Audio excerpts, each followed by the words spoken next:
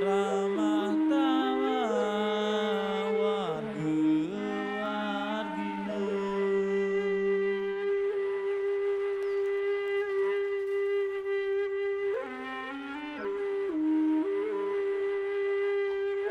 Sopan santun tatekrama,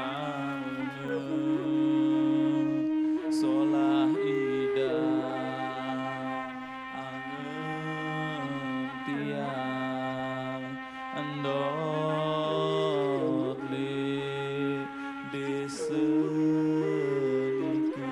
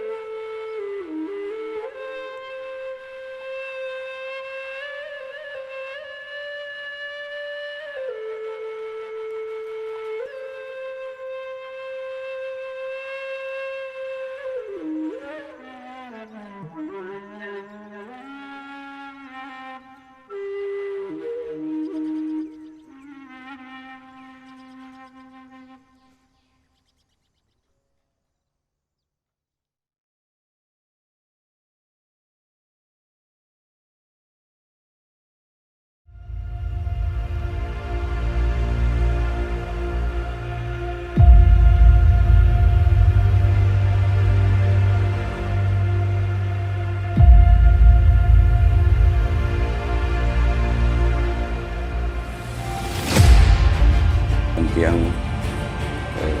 Haji Lalu Tedi Wahyudi. Nama saya Saiful Bahri. Saya Lalu Muhammad Isnaini.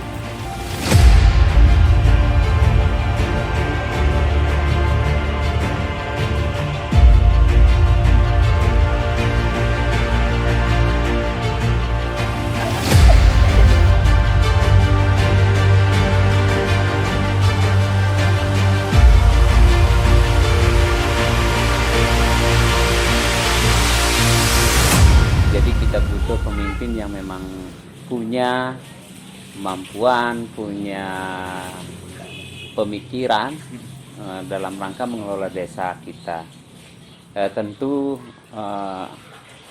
akan berat juga sebenarnya ya tantangan-tantangan ini bagi pemimpin selanjutnya, karena memang perubahan yang sifatnya lokal, di tingkat lokal, nasional maupun global. Dan ini perubahan-perubahan ini menuntut pemikiran dari seorang pemimpin dalam mengelola desa sehingga menjadi desa yang mandiri, maju, ya, kemudian bisa mensejahterakan masyarakatnya, ya, dari semua lini lah, dari semua kelompok, dari semua lapisan. Harapan kita itu jadi kepala desa ke depan itu memiliki pemikiran yang jangkauannya luas, ya, karena memang kebutuhan akan pemimpin yang punya pemikiran yang luas, punya visi, punya visioner ke depan, memiliki jiwa visioner ke depan, kemajuan, itu yang kita butuhkan. Dan tentu pemimpin itu tidak hanya mampu memajukan masyarakat dari sisi fisik, tetapi juga dari spiritual. Jadi semua maju beriringan, baik secara fisik maupun spiritual. Nah, itu yang kita harapkan. berbicara pemimpin di Lendang Nangka, misalnya konsep ideal gitu. Untuk pemimpin kita lihat Lendang Nangka, maksudku bukan desa yang baru muncul gitu. Lendang Nangka adalah desa tua yang secara dia kompleks. Artinya pemimpin yang dibutuhkan tentu harus kompleks juga, bisa merangkul semua sektor gitu. Artinya pemimpin yang kita butuhkan saat ini mampu membuat semua hal itu tercover gitu. Itu yang kita butuhkan untuk pemimpin saat ini gitu.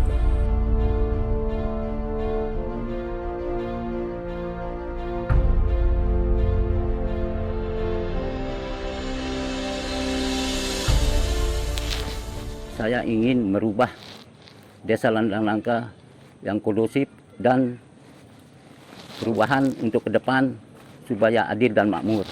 Alasan dan motivasi tentunya dalam mencalonkan diri itu untuk maju sebagai calon kepala desa Lendang Nangka periode 2021-2027 adalah tentu sebagai anak atau warga Desa Lendang Nangka adalah sebagai sebuah tanggung jawab dan merasa terpanggil tentunya untuk membangun Desa Lendang Nangka ini ke depan lebih baik. Mengenai latar belakang kenapa kita atau tiang secara pribadi harus maju di Pilkada Lendang Nangka, niki berdasar pada sebuah konsep dasar yang memang mau tidak mau ini harus mulai kita lakukan bersama. Apa konsep dasar itu? Konsep dasarnya meriri. Meriri dalam arti harfiahnya adalah memperbaiki atau menata ulang, memperbaiki sesuatu yang terasa kurang patut atau kurang pas untuk menjadi jauh lebih baik, atau menata ulang sesuatu yang sudah baik menjadi jauh lebih baik lagi.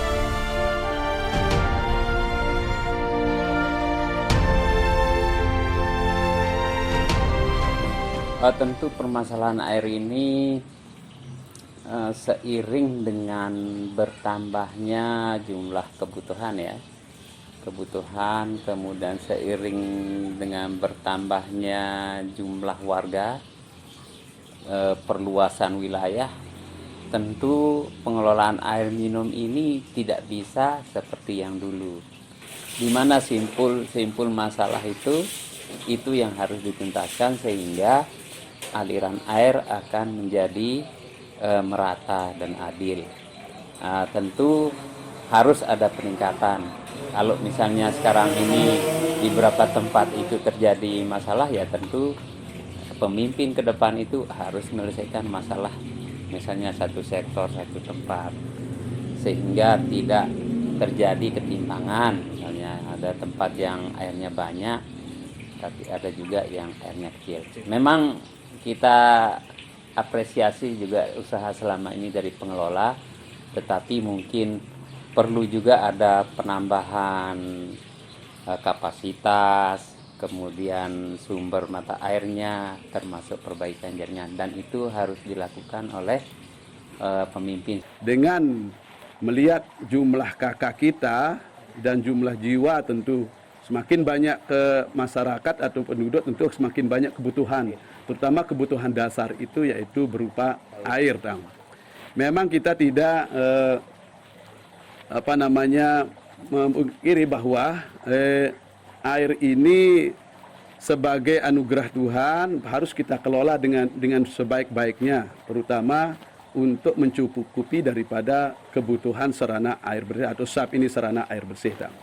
Memang selama ini kita melihat bahwa walaupun masih belum cukup dan masih belum maksimal kita kelola ini, namun kita akan berusaha berikhtiar dengan semaksimal mungkin untuk melengkapi kebutuhan air ini berupa jaringan-jaringannya, jaringan-jaringan sehingga nanti itu bisa sampai kepada ibu-ibu rumah tangga atau rumah daripada penduduk kita atau rumah daripada masyarakat kita.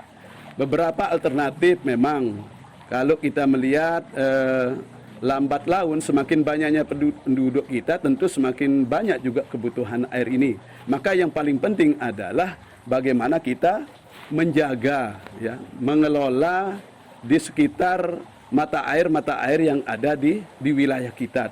Kita ambil contoh, kalau dulu kita dengar ada air mata di atas mata air, ada air mata di atas mata air.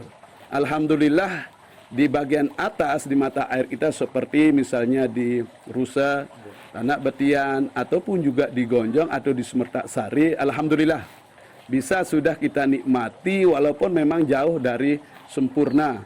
Kita mengatasi dengan membuat sumur bor di bagian atas sana sudah bisa mencukupi kebutuhan yang ada di Rusa ataupun juga di Gonjong atau juga yang ada di Tanak Betian ini sudah bisa kita dorong air itu dan bisa dinikmati walaupun masih belum, dan ini kita akan sempurnakan.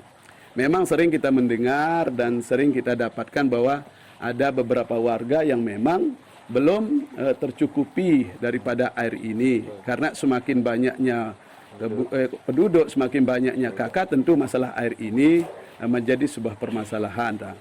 Kita berikhtiar ke depan menjadi sebuah PR tentunya bagi kita semua. Tidak hanya bagi pemerintah desa, tetapi juga bagi kita semua, karena ini adalah desa kita, inilah tanggung jawab bersama. Nah tentu kita akan berupaya untuk mengatasi sehingga nantinya bisa nanti tercukupi daripada kebutuhan air ini. Terkait masalah air bersih, sebenarnya kalau kita merujuk dari undang-undang, air bersih ini adalah hak hidup orang banyak. Dan sungguh miris terasa bahwa akan keluar sebuah statement ketika masyarakat akan mengatakan air mata di atas mata air. Ini sungguh miris sebenarnya.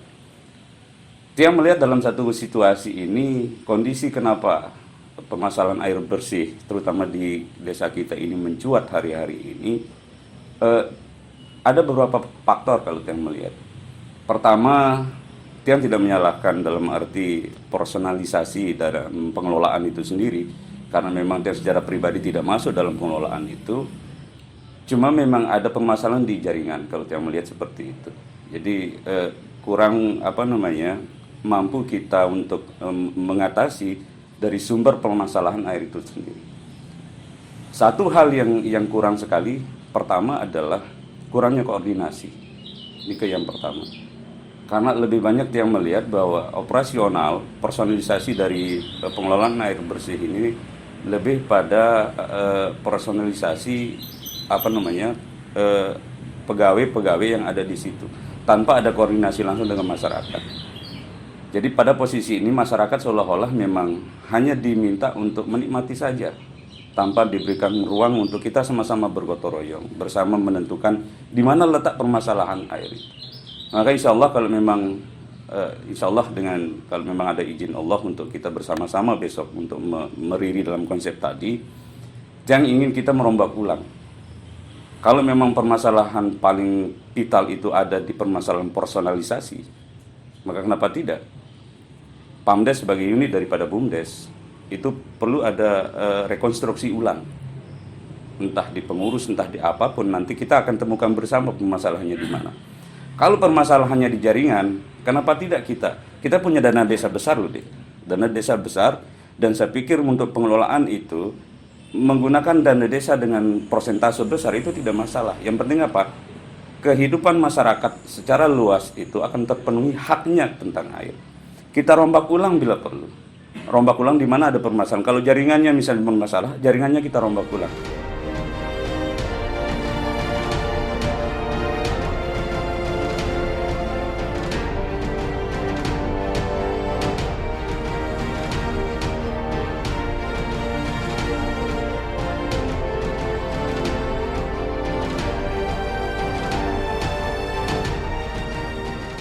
Yang saya selalu perhatikan masalah pemberdayaan gitu. Bahkan undang-undang tentang anggaran desa itu 30% untuk semuanya pure untuk pemberdayaan sebenarnya. Itu makanya saya bilang bahwa pemberdayaan itu harus kompleks melihat dana-dana yang sangat besar saat ini gitu.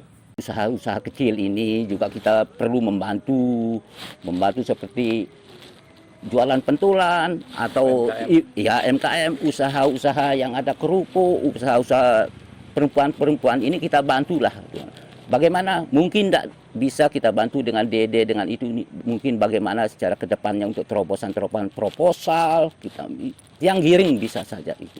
Insya Allah yang sangat memperhatikan ini usaha-usaha kecil ini juga. Baik terkait masalah pemberdayaan, sebenarnya dalam Undang-Undang Permendes itu sudah jelas. Alokasi dana anggaran untuk pengelolaan, ada istilahnya pengelolaan pengelolaan anggaran yang setara. Di situ dalam amanah undang-undang itu ada 30-40% untuk pemberdayaan masyarakat. Makanya yang berani menyatakan di situ bahwa 30-40% pemberdayaan ekonomi masyarakat, termasuk UKM kita, termasuk juga membantu ekonomi rumah tangga kita, termasuk juga di situ ada poin penting membangun kesadaran teman-teman pemuda untuk mampu menggairahkan diri dalam membangun kreativitas. Yang hanya akan mengatakan sila, mari kita sama-sama. Intinya sekarang kita mau maju atau tidak. Intinya di situ. Malah kalau memang kita sepakati, dan Niki sudah kita sepakati bersama, tiang bersama teman-teman yang ketika menyusun ini, kita akan menyatakan bahwa ada 10% dari dana desa itu khusus kita anggarkan untuk teman-teman pemuda yang mau membangun ekonomi dalam kreativitas. Makanya saya bilang bahwa ini kesempatan kita untuk sama-sama memperbaiki situasi, terlebih masalah ekonomi.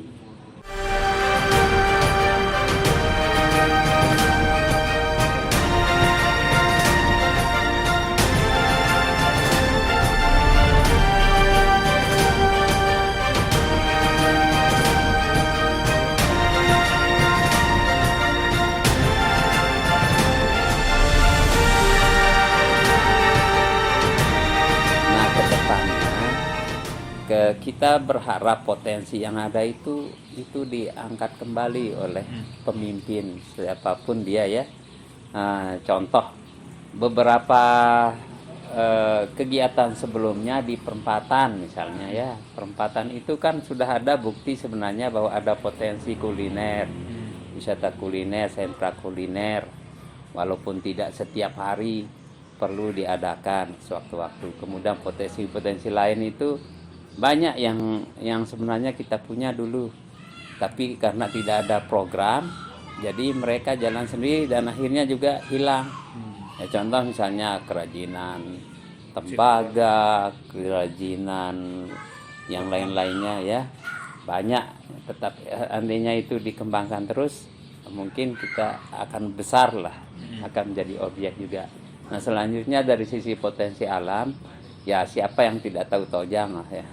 Tojang itu karena memang aturan yang tidak memungkinkan untuk desa mengelola karena status misalnya, tetapi itu harus menjadi pemikiran pemerintah selanjutnya bagaimana dia memiliki akses untuk mengelola.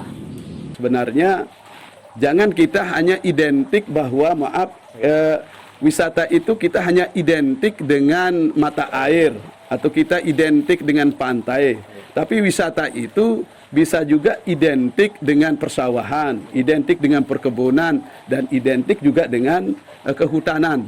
Namun yang sering kita lirik ini di desa kita punya potensi yaitu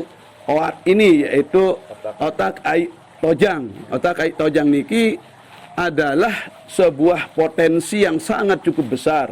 Nah, oleh sebab itu tentu saya mudah-mudahan Allah memberikan amanah dan terpilih kembali nanti untuk melanjutkan pembangunan yang ada di desa kita. Tentu sudah dari dulu sebenarnya saya melirik mata air Tojang ini, karena mata air Tojang ini tidak hanya terkenal itu secara intern di dalam desa, tapi sudah menjadi ikon atau sudah menjadi sebuah lirikan yang sangat indah, sangat baik itu bagi Lombok Timur. Nah, oleh sebab itu pengelolaan Tojang ini saya berkeyakinan bersama dengan para tokoh agama, tokoh masyarakat dan tokoh pemuda-pemuda kita, mari tidak ada salahnya kita menganggarkan misalnya dari anggaran dana desa ini, kalaupun juga itu adalah sebagai sebuah potensi untuk menjadi sebuah desa yang kita katakan sebagai desa wisata seperti di tempat-tempat lain, kita siap tentunya untuk bagaimana mengelola wisata Tojang ini lewat berbagai sumber, tidak hanya sumber dari anggaran yang ada maupun juga kita mencari sumber-sumber informasi ataupun juga penggalangan dalam bentuk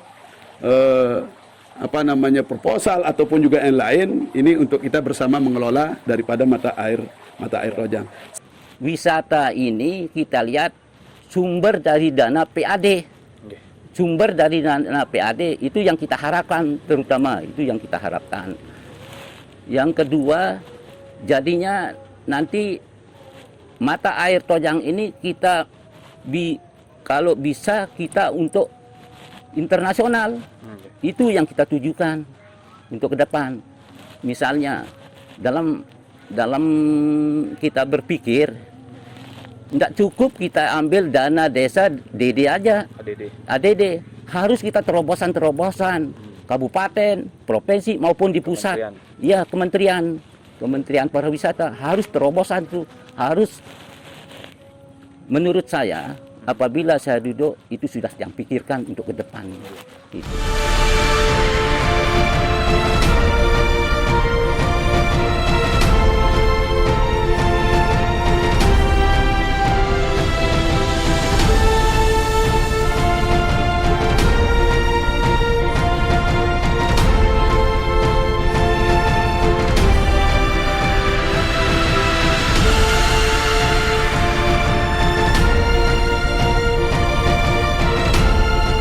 Bagaimana cara pemimpin kedepannya mampu membuat ketiga sektor baik dalam pendidikan, terus pariwisata sampai dengan ekonomi itu membuat inovasi-inovasi terobosan dengan menggunakan setidaknya digitalisasi lah kalau seumpama tidak mampu menggunakan konsep yang konvensional. Memang mulai sekarang sudah zaman tidak bisa kita pungkiri ya. Zaman digitalisasi informasi, teknologi dengan bla bla bla segala macam yang luar biasa pesatnya, dan ini menyiapkan SDM kita untuk hal-hal seperti ini adalah menjadi sebuah keharusan. Mau tidak mau kita harus terlibat dalam hal itu karena memang ini sudah dunia, ini sudah zamannya.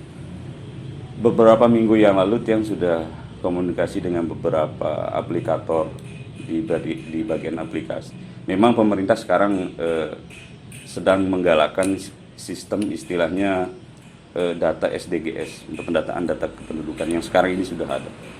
Cuman untuk inovasi ini kemarin yang sudah berbicara dengan beberapa aplikator yang akan memberikan kita salah satu aplikasi luar biasa yang mungkin kita akan mencanangkan Desa Menanangka sebagai smart village, desa pintar. Jadi apapun itu nanti kita cukup mengakses NIK saja yang ada. Malah mungkin aplikasi ini luar biasa akan membuat rasa nyaman sekali kepada masyarakat. Ya, kemudahannya luar biasa. Hanya menggunakan KTP itu mampu seperti card ID, seperti kartu-kartu yang di bank segala macam. Itu semua bisa terdata detail semua per satu kepala per satu NIK. Baik dengan jumlah jenjang pendidikan, jumlah penghasilan per hari, jumlah keluarga segala macam itu bisa terdata di situ. Jadi apapun akses, malah insya Allah dalam aplikasi ini juga kita akan membutuhkan satu, di mana di setiap pelosok, di setiap sudut Lendang Nangka itu akan ada sistem kamera CCTV yang akan mampu memantau apapun gerak itu akan akan masuk dalam satu link khusus di desa, website desa sendiri itu masuk untuk, dan ini kita membutuhkan satu tenaga, bisa satu atau beberapa orang tenaga kompeten yang di bagian digitalisasi untuk mampu mengcover semua permasalahan ini. Jadi orang masyarakat secara luas juga tidak akan berpikir lagi kira-kira punya kejadian maling misal. Saya datang Wibian lalu paling motor apa tuh. Ketika CCTV itu mampu memantau, memang mungkin terlalu berlebihan orang berpikir saat ini. Tapi mau tidak mau ini memang sebuah keharusan untuk memberikan rasa nyaman kepada masyarakat. Ini masalah digitalisasi informasi. Termasuk juga ada Shopee desa yang bisa kita gunakan di situ. Jadi masyarakat yang punya kreativitas, teman-teman pemuda, kemudian juga masyarakat umum, ibu-ibu rumah tangga yang mau memasarkannya ke dunia luar, itu cukup masukkan ke situ saja. Ada lapak khusus, lapak desa, ya marketplace-nya sendiri untuk desa. Nah ini untuk bagian digitalisasi.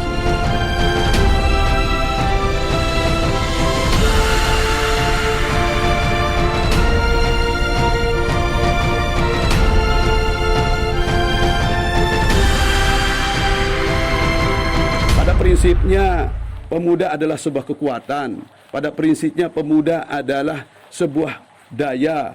Pada prinsipnya pemuda adalah roh daripada semua kegiatan kita, di samping juga para tokoh-tokoh yang lainnya, Tang. Nah, oleh sebab itu sekali lagi komit dengan pemuda bahwa ada perhatian khusus. Dalam arti di sini perhatian khusus itu lewat pemberdayaan, ya, lewat pemberdayaan dan lewat pembinaan. Kita punya wadah, yaitu berupa wadah Karang Taruna.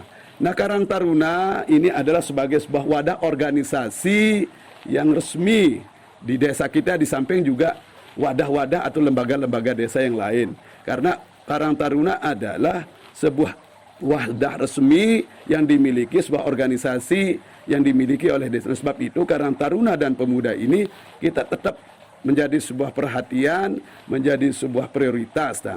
Nah, perhatian terhadap pemuda tentu seperti tadi lewat pemberdayaan, entah lewat apa nanti misalnya lewat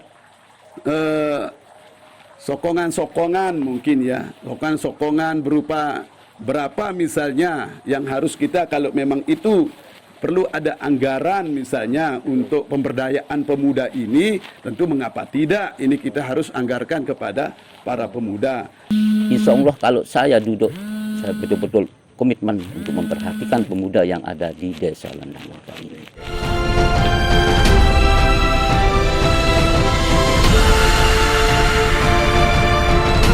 Calon yang mempunyai visi misi ya, yang visioner. Anda punya harapan ke depan bagaimana supaya desa ini menjadi lebih maju. Karena saya lihat juga kadang-kadang antara pemuda dan pemimpin masih ada kesenjangan, ada gap. Sebaiknya itu diberikan ruang sebenarnya supaya ada tempat untuk beraktivitas. Saya bagus, saya sholah, kerja. Ini saya lengok-lengok, kerja lemak na waktu saya arat peta dipecat lengok, saya sholah. Ya, yang tegas dan berwibawa, mengayomi masyarakat serta peduli sama masyarakat, terutama yang miskin.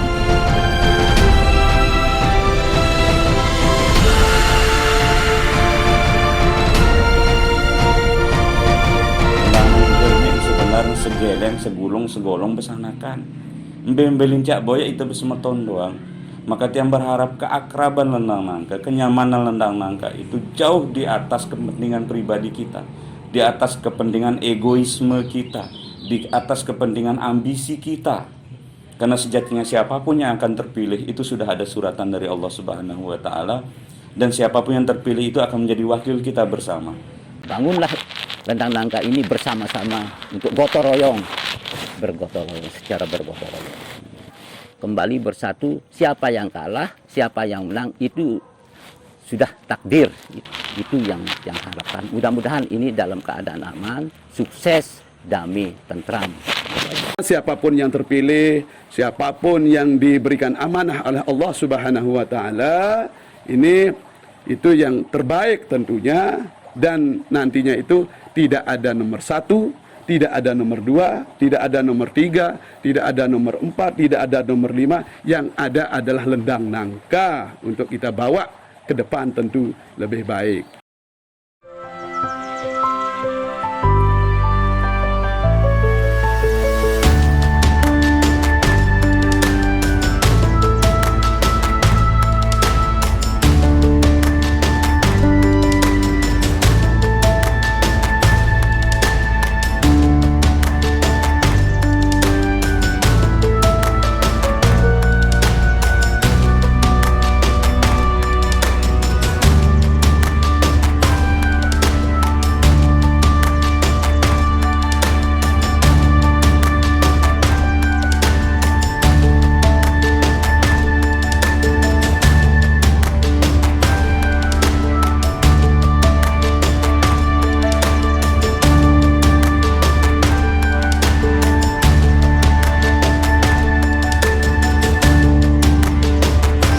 Mari peduli Dengan tempat kita, kampung kita, desa kita, Lendang Nangka rumah kita. Lendang Nangka rumah kita. Lendang Nangka rumah kita.